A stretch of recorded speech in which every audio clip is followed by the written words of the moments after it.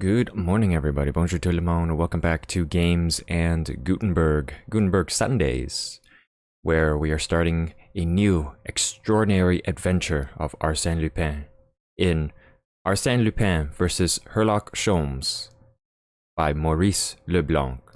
This book is available at Gutenberg.org. Chapter 1.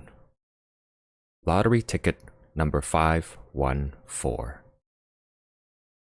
On the 8th day of last December, Monsieur Gerbois, professor of mathematics at the College of Versailles, while rummaging in an old curiosity shop, unearthed a small mahogany writing desk which pleased him very much on account of the multiplicity of its drawers.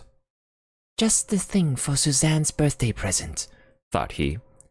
And as he always tried to furnish some simple pleasures for his daughter, consistent with his modest income, he inquired the price, and, after some keen bargaining, purchased it for 65 francs.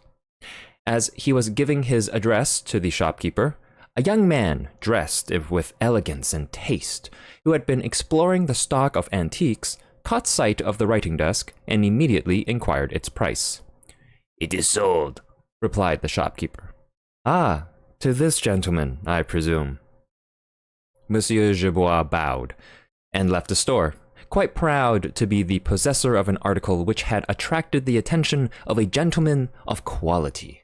But he had not taken a dozen steps in the street when he was overtaken by the young man who, hat in hand, and in a tone of perfect courtesy, thus addressed him. "I beg your pardon, monsieur. I am going to ask you a question that you may deem impertinent. It is this. Did you have any special object in view when you bought that writing desk?" "No, I came across it by chance, and it struck my fancy." "But you do not care for it particularly?" "Oh, I shall keep it, that is all." "Because it is an antique, perhaps?" "No, because it is convenient," declared Monsieur Gerbois. "In that case, you would consent to exchange it for another desk that would be quite as convenient and in better condition?" "Oh, this one is in good condition, and I see no object in making an exchange." But Monsieur Gerbois is a man of irritable disposition and hasty temper, so he replied testily, "I beg of you, monsieur, do not insist." But the young man firmly held his ground. "I don't know how much you paid for it, monsieur, but I offer you double. No, 3 times the amount." "Oh, that will do," exclaimed the professor impatiently. "I don't wish to sell it." The young man stared at him for a moment in a manner that Monsieur Gerbois would not readily forget, then turned and walked rapidly away. An hour later, the desk was delivered at the professor's house on the Viroflay road. He called his daughter and said, "Here is something for you, Suzanne, provided you like it." Suzanne was a pretty girl with a gay and affectionate nature. She threw her arms around her father's neck and kissed him rapturously. To her, the desk had all the semblance of a royal gift. That evening, assisted by Hortense, the servant, she placed the desk in her room.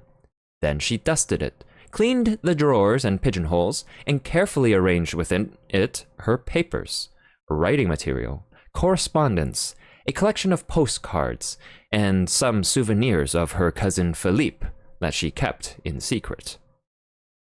Next morning, at 7:30, Monsieur Gerbois went to the college. At 10 o'clock, in pursuance of her usual custom, Suzanne went to meet him, and it was a great pleasure for him to see her slender figure and childish smile waiting for him at the college gate. They returned home together. "And your writing desk? How is it this morning?" "Marvelous. Hortense and I polished the brass mountings until they look like gold."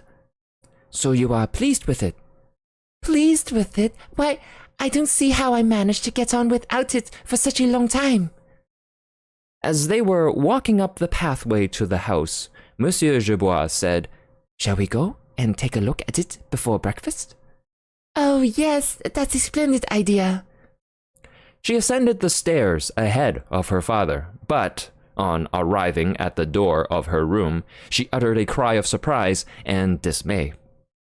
What's the matter? Stammered Monsieur Gerbois. The writing desk is gone. When the police were called in, they were astonished at the admirable simplicity of the means employed by the thief. During Suzanne's absence, the servant had gone to market, and while the house was thus left unguarded, a drayman, wearing a badge, some of the neighbors saw it, stopped his cart in front of the house and rang twice. Not knowing that Hortense was absent, the neighbors were not suspicious. Consequently, the man carried on his work in peace and tranquility. Apart from the desk, not a thing in the house had been disturbed. Even Suzanne's purse, which she had left upon the writing desk, was found upon an adjacent table with its contents untouched. It was obvious that the thief had come with a set purpose, which rendered the crime even more mysterious. Because, why did he assume so great a risk for such a trifling object? The only clue the professor could furnish was the strange incident of the preceding evening. He declared, "The young man was greatly provoked at my refusal, and I had an idea that he threatened me as he went away." But the clue was a vague one. The shopkeeper could not throw any light on the affair. He did not know either of the gentlemen. As to the desk itself, he had purchased it for 40 francs at an executor's sale at Chevreuse, and believed he had resold it at its fair value. The police investigation disclosed nothing more. But Monsieur Gerbois entertained the idea that he had suffered an enormous loss. There must have been a fortune concealed in a secret drawer, and that was the reason the young man had resorted to crime. "My poor father, what would we have done with that fortune?" asked Suzanne. "My child, with such a fortune, you could make a most advantageous marriage." Suzanne sighed bitterly. Her aspirations soared no higher than her cousin Philippe, who was indeed a most deplorable object. And life in the little house at Versailles was not so happy and contented as of yore. 2 months passed away. Then came a succession of startling events, a strange blending of good luck and dire misfortune. On the first day of February at 5:30, Monsieur Gerbois entered the house, carrying an evening paper, took a seat, put on his spectacles, and commenced to read. As politics did not interest him, he turned to the inside of the paper. Immediately, his attention was attracted by an article entitled Third Drawing of the Press Association Lottery, number 514, series 23, draws $1 million. The newspaper slipped from his fingers. The walls swam before his eyes, and his heart ceased to beat. He held number 514, series 23. He had purchased it from a friend to oblige him, without any thought of success. And behold, it was the lucky number. Quickly, he took out his memorandum book. Yes, he was quite right. The number 514, series 23, was written there, on the inside of the cover. But the ticket?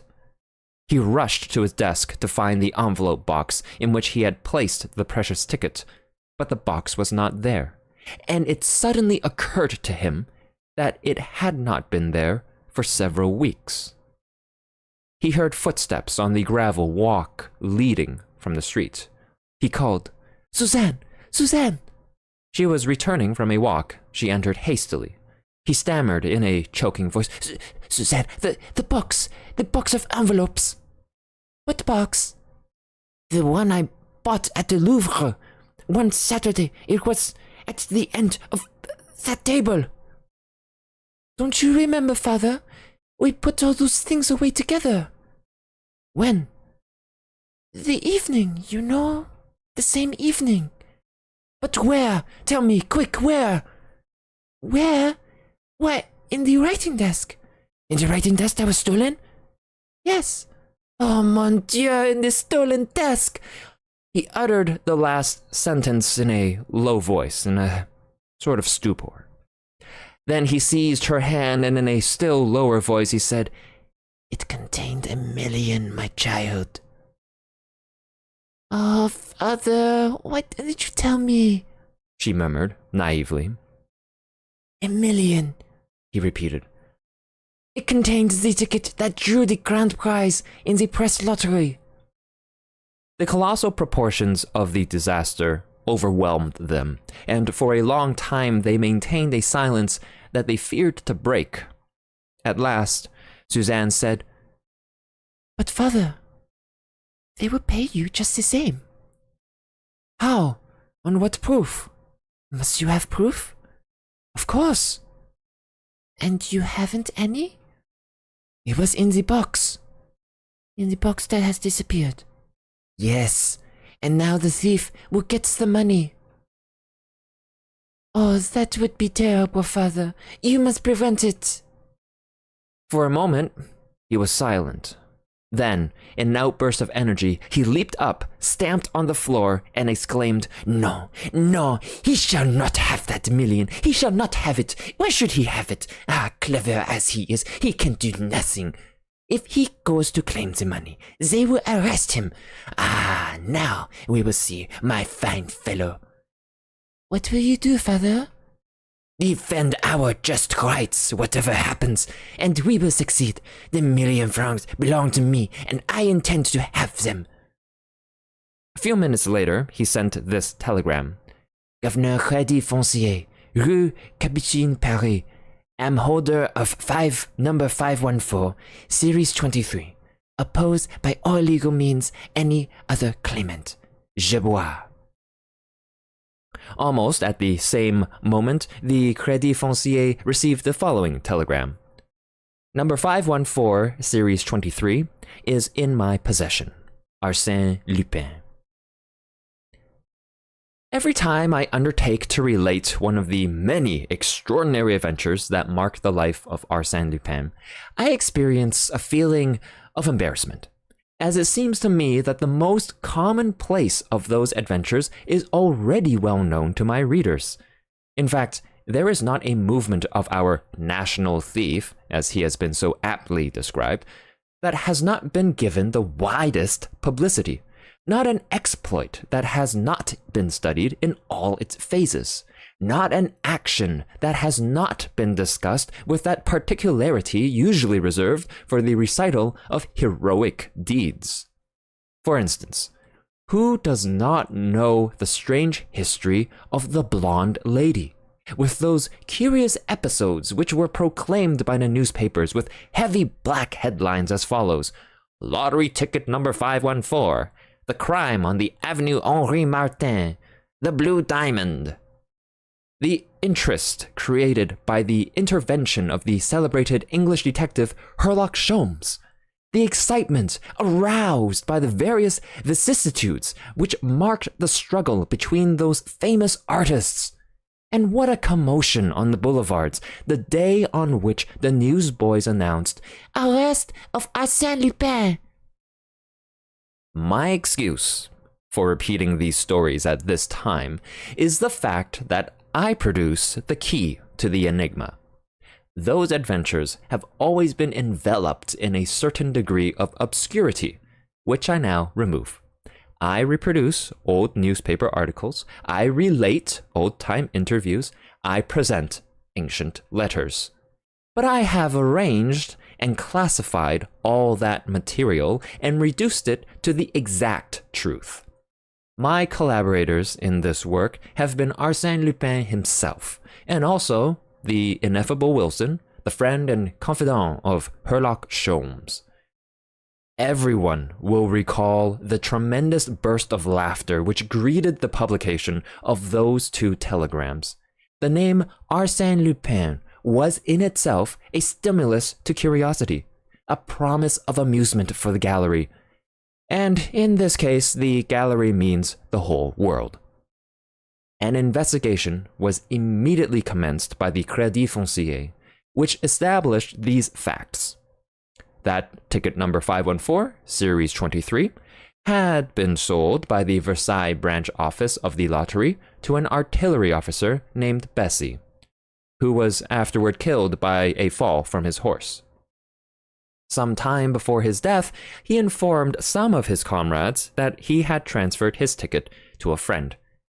And I am that friend, affirmed Monsieur Gerbois. Prove it, replied the governor of the Crédit Foncier. Of course I can prove it. 20 people can tell you that I was an intimate friend of Monsieur Bessy, and that we frequently met at the Café de la Place d'Armes. It was there, one day, I purchased a ticket from him for 20 francs, simply as an accommodation to him. Have you any witnesses to that transaction? No. Well, how do you expect to prove it? By a letter he wrote me. What letter? A letter that was pinned to the ticket. Produce it. It was stolen at the same time as the ticket. Well, you must find it. It was soon learned that Arsène Lupin had the letter. A short paragraph appeared in the Echo de France, which has the honor to be his official organ, and of which, it is said, he is one of the principal shareholders. The paragraph announced that Arsène Lupin had placed in the hands of Monsieur Detinan, his advocate and legal advisor, the letter that Monsieur Bessy had written to him personally. This announcement provoked an outburst of laughter. Arsène Lupin had engaged a lawyer. Arsène Lupin, conforming to the rules and customs of modern society, had appointed a legal representative in the person of a well-known member of the Parisian bar. Monsieur Detinan had never enjoyed the pleasure of meeting Arsène Lupin, a fact he deeply regretted. But he had actually been retained by that mysterious gentleman and felt greatly honored by the choice. He was prepared to defend the interests of his client to the best of his ability. He was pleased, even proud, to exhibit the letter of Monsieur Bessy, but although it proved the transfer of the ticket, it did not mention the name of the purchaser. It was simply addressed to my dear friend. My dear friend, that is I, added Arsène Lupin, in a note attached to Monsieur Bessy's letter. And the best proof of that fact is that I hold the letter. The swarm of reporters immediately rushed to see Monsieur Gerbois, who could only repeat, My dear friend, that is I. Arsène Lupin stole the letter with the lottery ticket. Let him prove it, retorted Lupin to the reporters. He must have it because he stole the writing desk, exclaimed Monsieur Gerbois before the same reporters. Let him prove it, replied Lupin. Such was the entertaining comedy enacted by the two claimants of ticket number 514, and the calm demeanor of Arsène Lupin contrasted strangely with the nervous perturbation of poor Monsieur Gerbois. The newspapers were filled with the lamentations of that unhappy man. He announced his misfortune with pathetic candor. Understand, gentlemen, it was Suzanne's dowry that the rascal stole. Personally, I don't care a straw for it, but for Suzanne, just think of it, a whole million, 10 times 100,000 francs. Ah, I know very well that that desk contained a treasure. It was in vain to tell him that his adversary, when stealing the desk, was unaware that the lottery ticket was in it, and that, in any event, he could not foresee that the ticket would draw the grand prize. He would reply, Nonsense, of course he knew it, as why would he take the trouble to steal a poor, miserable desk? For some unknown reason, but certainly not for a small scrap of paper which was then worth only 20 francs. 1,000,000 francs. He knew it. He knows everything. Ah, you do not know him, this scoundrel. He hasn't robbed you of 1,000,000 francs. The controversy would have lasted for a much longer time. But on the 12th day, Monsieur Gerbois received from Arsène Lupin a letter marked confidential, which read as follows. Monsieur, the gallery is being amused at our expense. Do you not think it is time for us to be serious? The situation is this. I possess a ticket to which I have no legal right, and you have the legal right to a ticket you do not possess. Neither of us can do anything. You will not relinquish your rights to me. I will not deliver the ticket to you. Now, what is to be done? I see only one way out of the difficulty. Let us divide the spoils. 500,000 for you, 500,000 for me. Is not that a fair division? In my opinion, it is an equitable solution and an immediate one. I will give you 3 days' time to consider the proposition.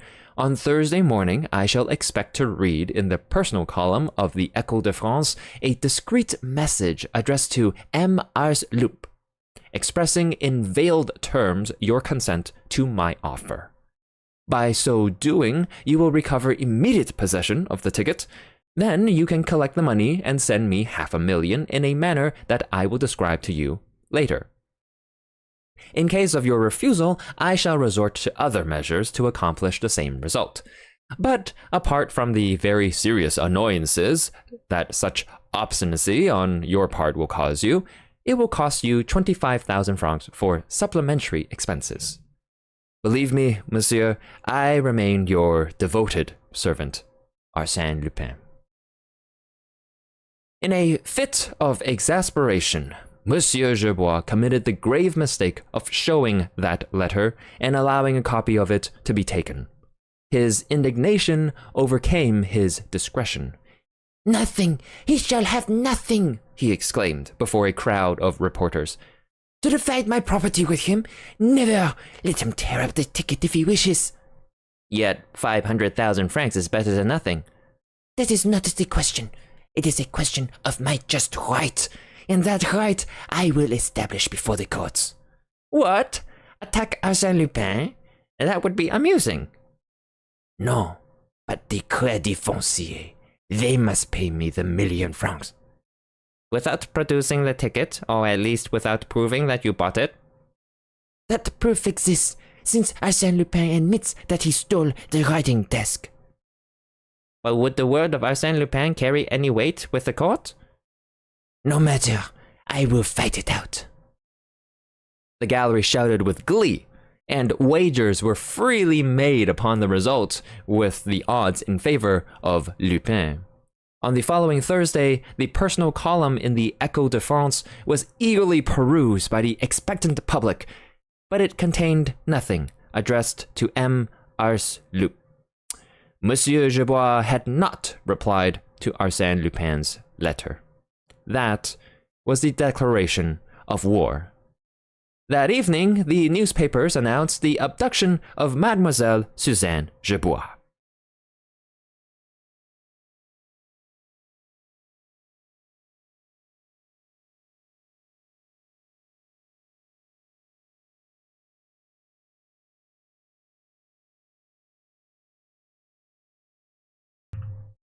The most entertaining feature in what might be called the Arsène Lupin dramas is the comic attitude displayed by the Parisian police.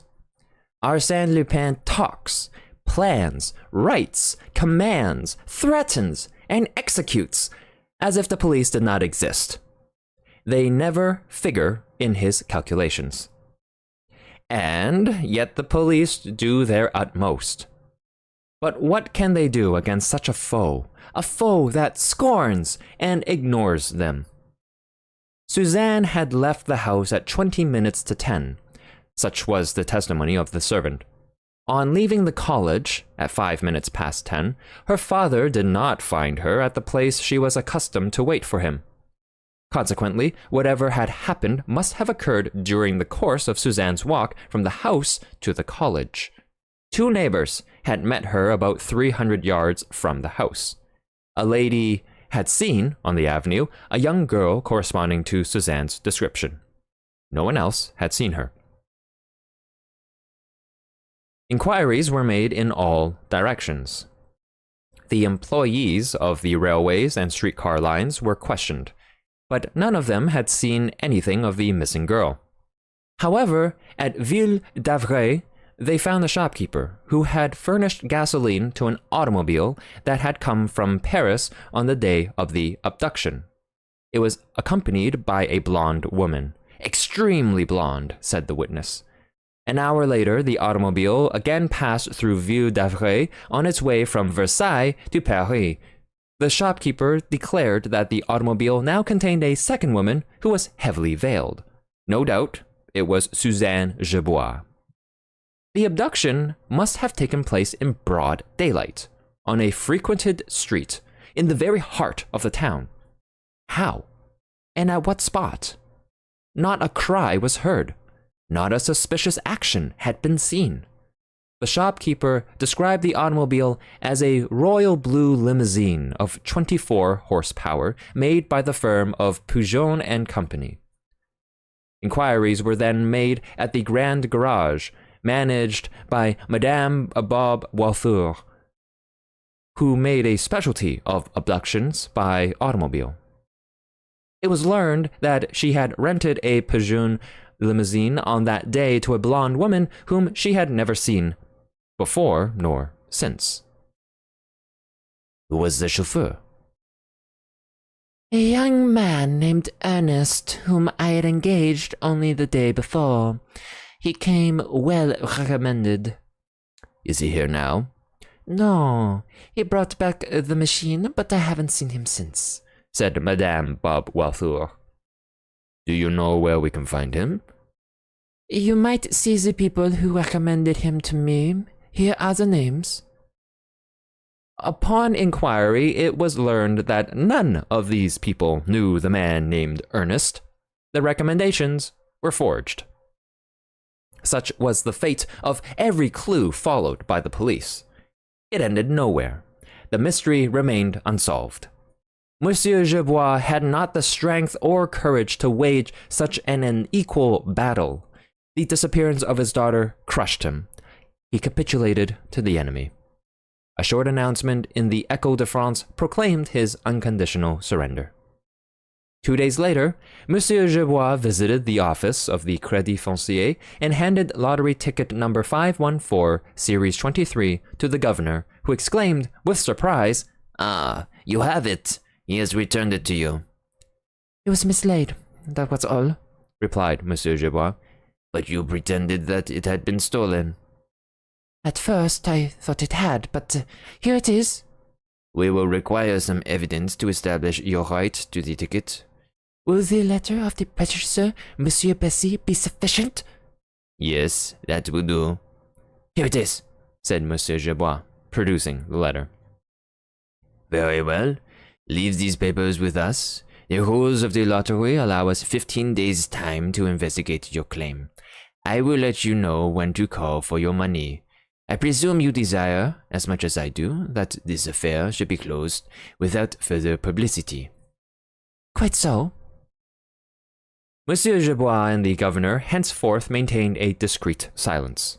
But the secret was revealed in some way, for it was soon commonly known that Arsène Lupin had returned the lottery ticket to Monsieur Gerbois.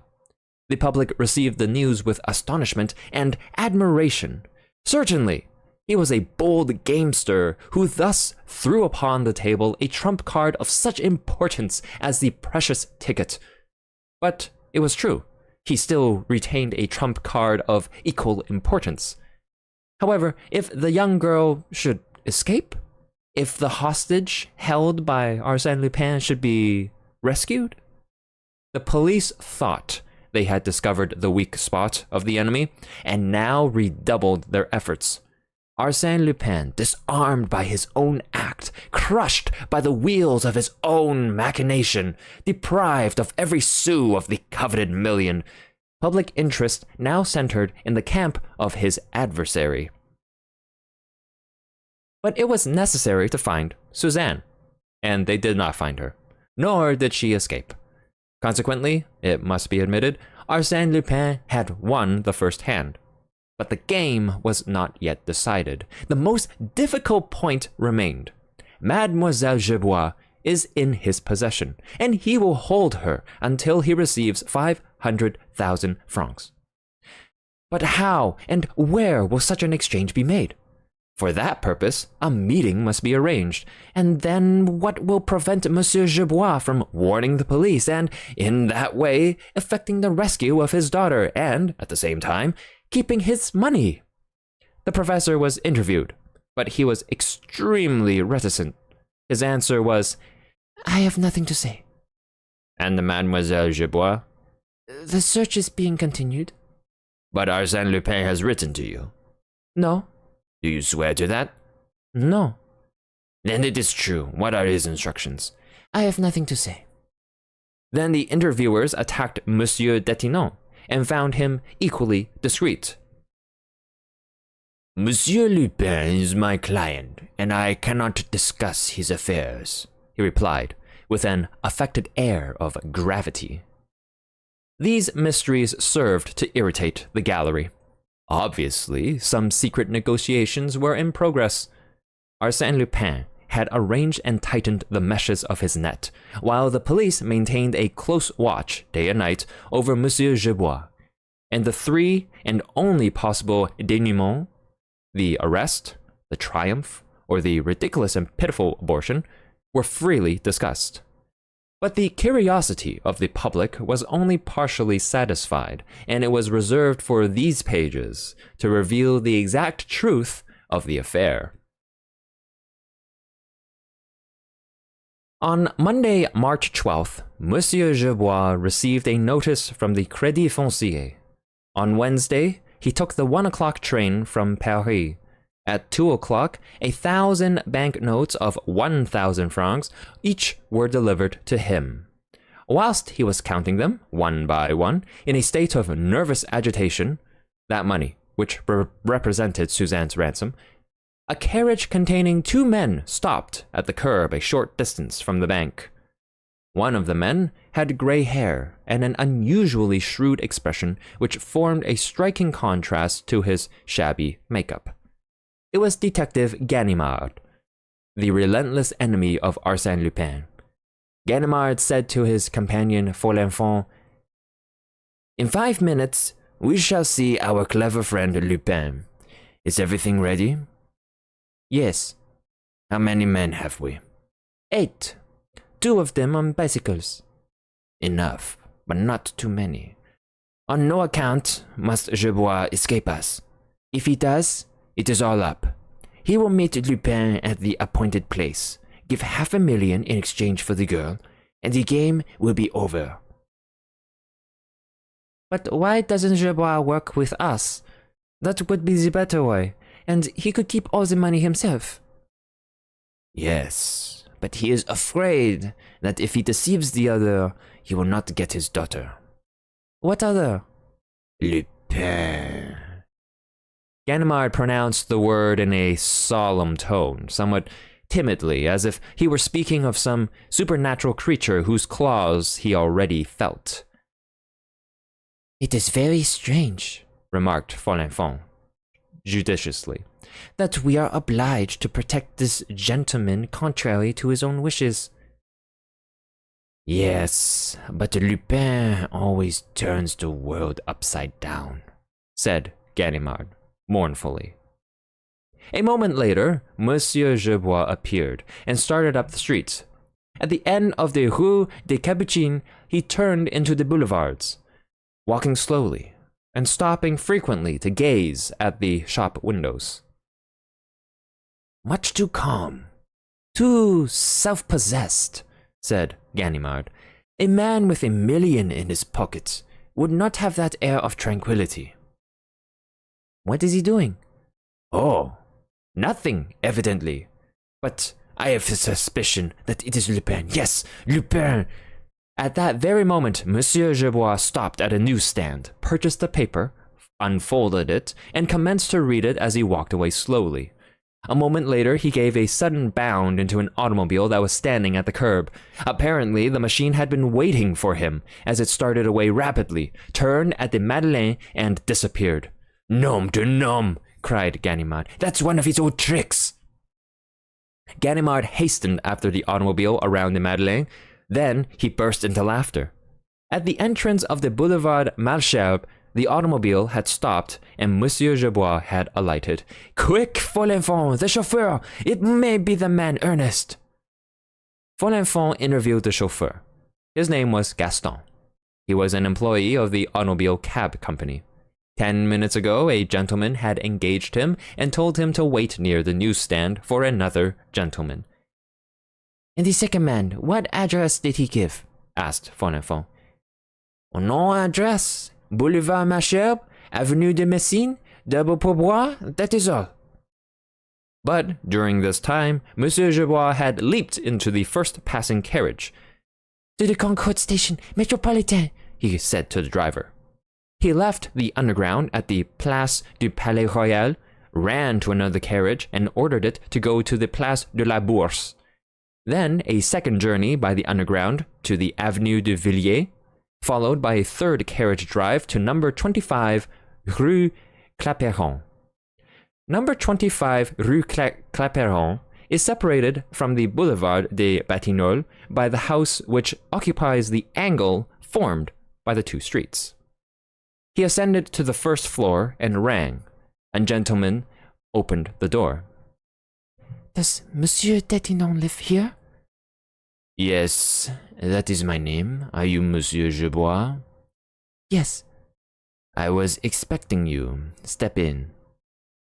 As Monsieur Gerbois entered the lawyer's office, the clock struck 3. He said, I am prompt to the minute. Is he here? Not yet. Monsieur Gerbois took a seat, wiped his forehead, looked at his watch as if he did not know the time, and inquired anxiously, Will he come? Well, monsieur, replied the lawyer, that I do not know, but I am quite as anxious and impatient as you are to find out. If he comes, he will run a great risk, as this house has been closely watched for the last 2 weeks. They distrust me. They suspect me too. I am not sure whether the detectives lost sight of me or not on my way here. But you were...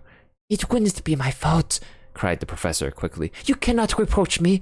I promised to obey his orders, and I followed them to the very letter. I drew the money at the time I fixed by him, and I came here in a manner directed by him. I have faithfully performed my part of the agreement. Let him do his. After a short silence, he asked anxiously, He will bring my daughter, won't he? I expect so. But you have seen him? I? No, not yet. He made the appointment by letter, saying both of you would be here, and asking me to dismiss my servants before 3 o'clock and admit no one while you were here. But if I would not consent to that arrangement, I was to notify him by a few words in the Echo de France. But I am only too happy to oblige Monsieur Lupin, and so I consented. How will this end? Moaned Monsieur Gerbois. He took the banknotes from his pocket, placed them on the table, and divided them into 2 equal parts. Then the 2 men sat there in silence. From time to time, Monsieur Gerbois would listen. Did someone ring? His nervousness increased every minute, and Monsieur Detinon also displayed considerable anxiety.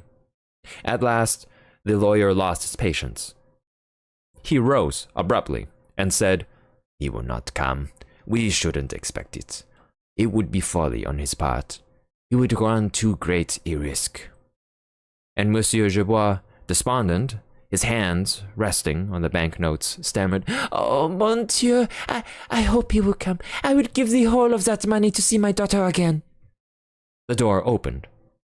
Half of it will be sufficient, Monsieur Gerbois. These words were spoken by a well-dressed young man who now entered the room and was immediately recognized by Monsieur Gerbois as the person who had wished to buy the desk from him at Versailles. He rushed towards him. Where's my daughter? My Suzanne? Arsène Lupin carefully closed the door and, while slowly removing his gloves, said to the lawyer, My dear maître, I am indebted to you very much for your kindness in consenting to defend my interests. I shall not forget it." Monsieur Detinon murmured, "But you did not ring.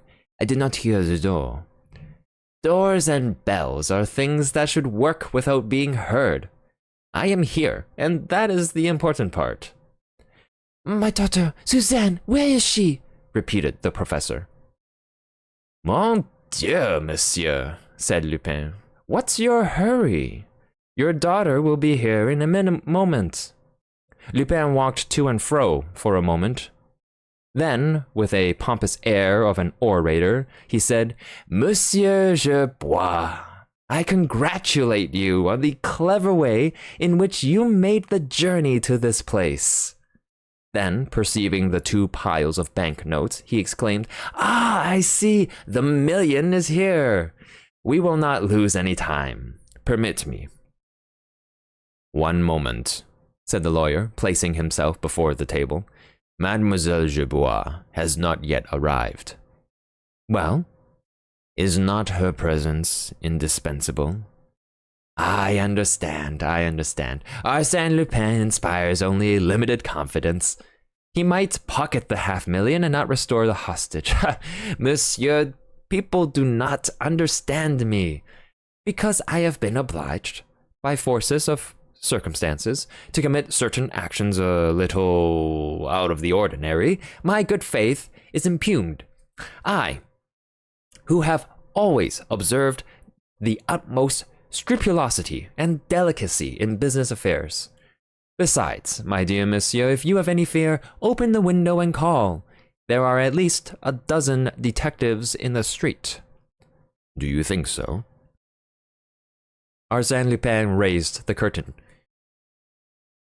"I think that Monsieur Gerbois could not throw Ganimard off the scent. But I tell you, there he is now." "Is it possible?" exclaimed the professor. "But I swear to you—" "That you have not betrayed me? I do not doubt you. But those fellows are clever. Sometimes." "Ah, I can see Folenfant, and Gros and Dieuzy, all good friends of mine." Monsieur Detinon looked at Lupin in amazement. What assurance! He laughed as merrily as if engaged in some childish sport, as if no danger threatened him. This unconcern reassured the lawyer more than the presence of the detectives. He left the table on which the banknotes were lying. Arsène Lupin picked up 1 pile of bills after the other, took from each of them 25 banknotes, which he offered to Monsieur Detinon, saying, "The reward of your services to Monsieur Gerbois and Arsène Lupin. You well deserve it." "You owe me nothing," replied the lawyer. "What? After all the trouble we have caused you?" "And the pleasure you have given me." "That means, my dear monsieur, that you do not wish to accept anything from Arsène Lupin. See what it is to have a bad reputation." He then offered the 50,000 francs to Monsieur Gerbois, saying, "Monsieur, in memory of our pleasant interview, permit me to return you this as a wedding gift to Mademoiselle Gerbois." Monsieur Gerbois took the money, but said, "My daughter will not marry." "She will not marry if you refuse your consent, but she wishes to marry." "What do you know about it?" "I know that young girls often dream of such things unknown to their parents. Fortunately, there are sometimes good genii like Arsène Lupin who discover these little secrets in the drawers of their writing desks." "Did you find anything else?" asked the lawyer. "I confess, I am curious to know why you took so much trouble to get possession of that desk." "On account of its historic interest, my friend. Although, despite the opinion of Monsieur Gerbois, the desk contained no treasure except the lottery ticket, and that was unknown to me. I had been seeking it for a long time. That writing desk of yew and mahogany was discovered in the little house in which Marie Walewska once lived in Boulogne, and on one of the drawers there is this inscription: 'Dedicated to Napoleon I, Emperor of the French, by his very faithful servant, Mancillon. And above it, these words engraved with the point of a knife, to you, Marie.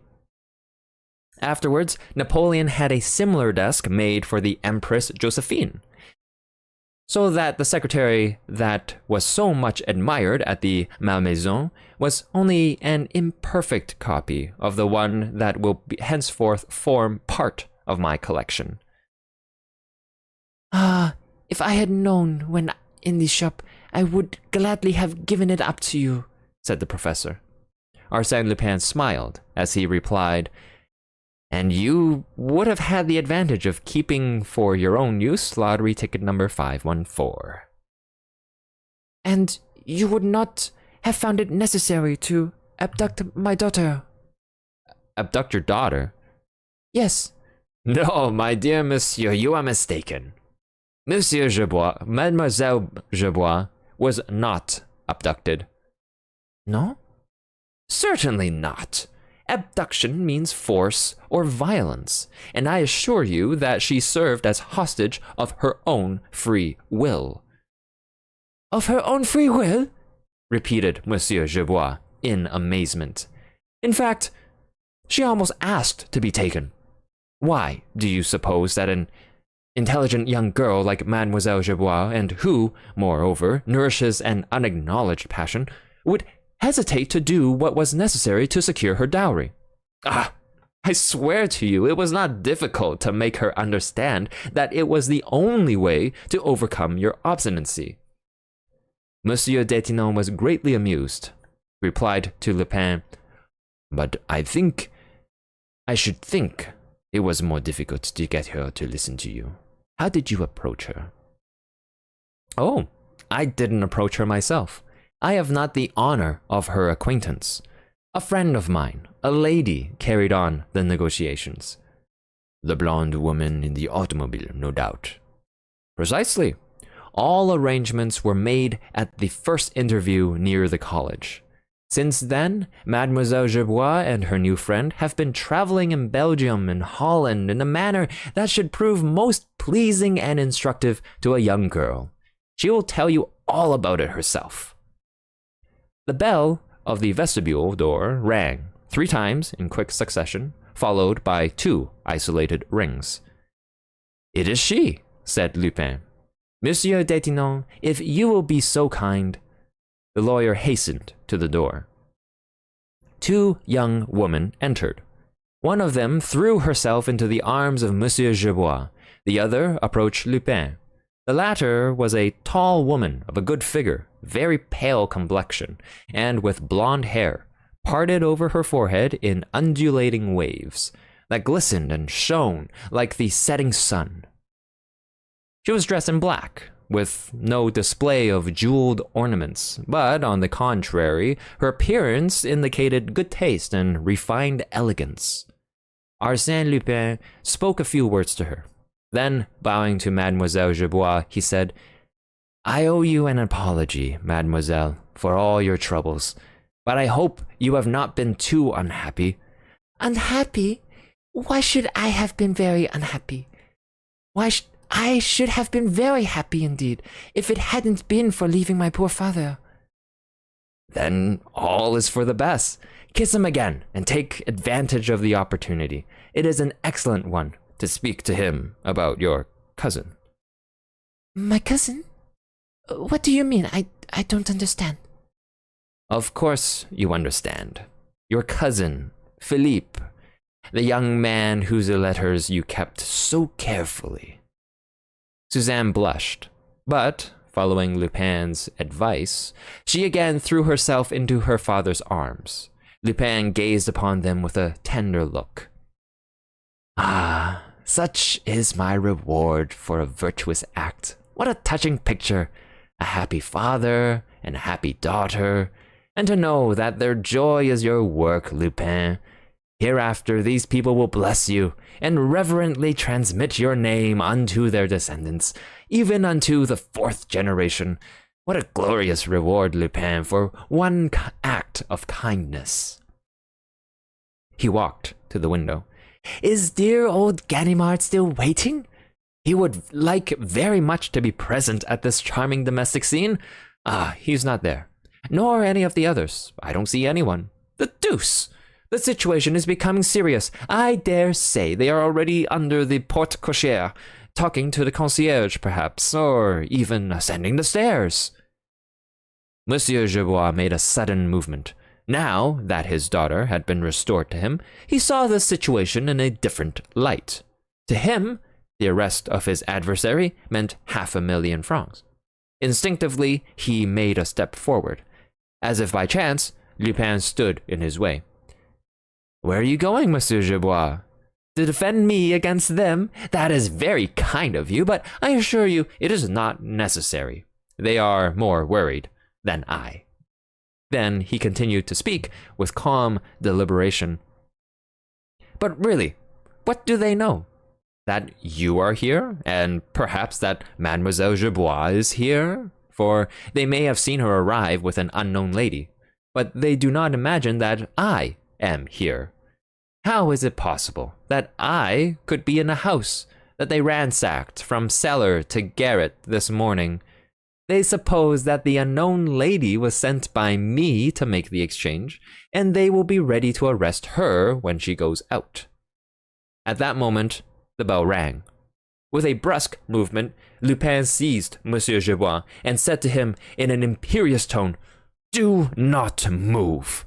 Remember your daughter, and be prudent, otherwise. As to you, Monsieur Detinon, I have your promise."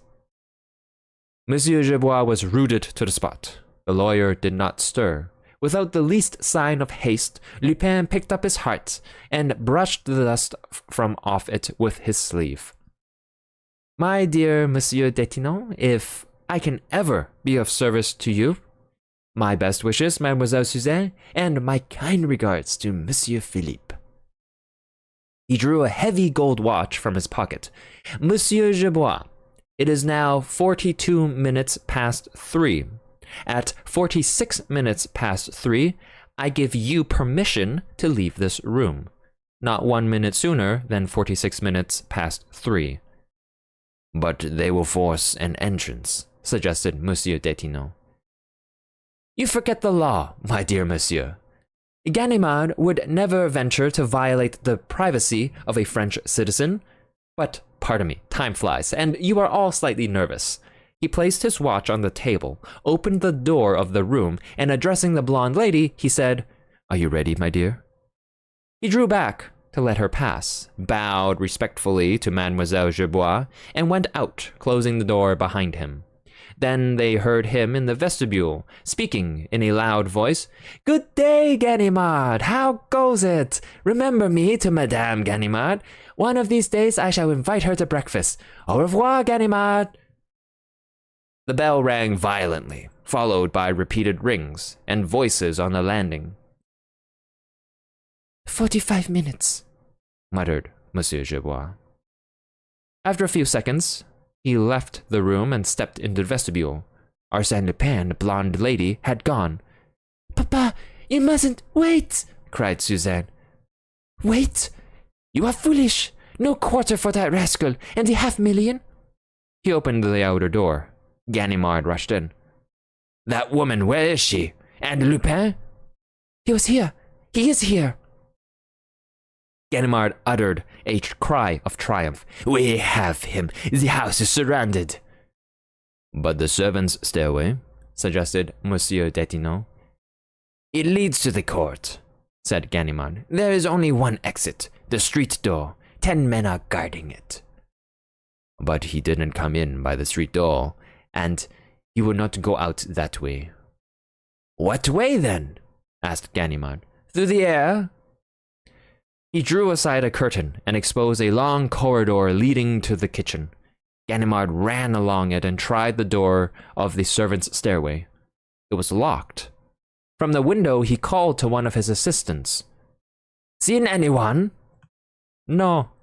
"Then they are still in the house," he exclaimed. "They are hiding in one of the rooms. They cannot have escaped. Ah, Lupin, you fooled me before, but this time I get my revenge." At 7 o'clock in the evening, Monsieur Dieudonné, chief of the detective service, astonished at not receiving any news, visited the Rue Clapeyron. He questioned the detectives who were guarding the house, then ascended to Monsieur Detinon's apartment. The lawyer led him into his room. There, Monsieur Dieudonné beheld a man, or rather 2 legs kicking in the air, while the body to which they belonged was hidden in the depths of the chimney. "Oh hey! Oh hey!" gasped a stifled voice, and a more distant voice from on high replied, "Oh hey! Oh hey!" Monsieur Dieudonné laughed and exclaimed, "Here! Ganimard, have you turned the chimney sweep?" The detective crawled out of the chimney. With his blackened face, his sooty clothes, and his feverish eyes, he was quite unrecognizable. "I am looking for him," he growled. "Who?" "Arsène Lupin and his friend." "Well, do you suppose they are hiding in the chimney?" Ganimard arose, laid his sooty hand on the sleeve of his superior officer's coat, and exclaimed angrily, "Where do you think they are, Chief? They must be here somewhere. They are flesh and blood like you and me, and can't fade away like smoke." "No, but they are faded away just the same." "But how? How? The house is surrounded by our men, even on the roof." "What about the adjoining house?" "There's no communication with it." "And the apartments on the other floors?" "I know all the tenants. They have not seen anyone." "Are you sure you know all of them?" "Yes. The concierge answers for them. Besides, as an extra precaution, I have placed a man in each apartment. They can't escape. If I don't get them tonight, I will get them tomorrow. I shall sleep here." He slept there that night, and the 2 following nights. 3 days and nights passed away without the discovery of the irrepressible Lupin or his female companion. More than that, Ganimard did not unearth the slightest clue on which to base a theory to explain their escape. For that reason, he adhered to his first opinion. There is no trace of their escape. Therefore, they are here. It may be that, at the bottom of his heart, his conviction was less firmly established. But he would not confess it. No, 1,000 times no. A man and a woman could not vanish like the evil spirits in a fairy tale. And, without losing his courage, he continued his searches, as if he expected to find the fugitives concealed in some impenetrable retreat or embodied in the stone walls of the house. End of Chapter 1 of Arsène Lupin versus Herlock Sholmes by Maurice Leblanc. This book is available at Gutenberg.org. Link is in the description below. Thank you for listening. Join us next week for Chapter 2, The Blue Diamond. Have a great rest of the day.